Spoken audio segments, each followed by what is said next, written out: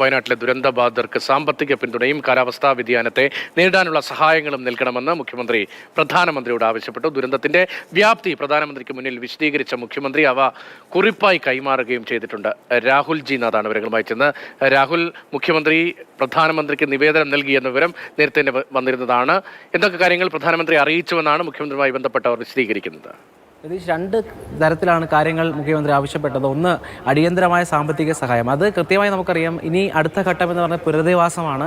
അത് പാക്കേജുകളായി ഓരോ കുടുംബത്തിൻ്റെ ആവശ്യം, അത് ഉപജീവനവുമായി ബന്ധപ്പെട്ട് പാക്കേജുകളായാണ് ചെയ്യേണ്ടതെന്ന ആവശ്യം പല കോണുകളിൽ നിന്ന് വരുന്നുണ്ട്. അതുകൊണ്ട് തന്നെ അതിന് പണം ആവശ്യമാണ്.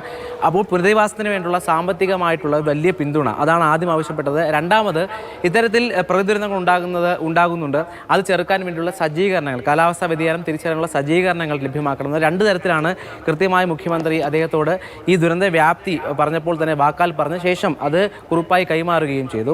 മറ്റൊരു കാര്യം, ഇത് ഒരു അതിതീവ്ര ദുരന്തമായും ദേശീയ ദുരന്തമായും പ്രഖ്യാപിക്കണമെന്നുള്ള ആവശ്യം കൂടി മുഖ്യമന്ത്രി മുന്നോട്ട് വെച്ചിട്ടുണ്ട്. ഏറ്റവും പ്രധാനപ്പെട്ട കാര്യം, 2015 നമുക്ക് കോട്ടയത്ത് കാലാവസ്ഥാ വ്യതിയാനം പഠിക്കാനായിട്ട് ഒരു കോട്ടയത്ത് institute of climate change studies ഉണ്ട്.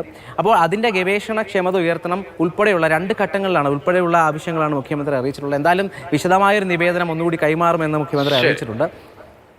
രാഹുലാണ് വിവരങ്ങൾ നൽകിയത്. പ്രധാനമന്ത്രി എത്തിയത് വലിയ പ്രതീക്ഷയോടുകൂടിയാണ് മുഖ്യമന്ത്രിയും സർക്കാരും അതിനൊപ്പം തന്നെ വയനാട്ടുകാരും എല്ലാം കാണുന്നത്. വലിയ സഹായം പ്രതീക്ഷിക്കുന്നു നമ്മളെല്ലാവരും.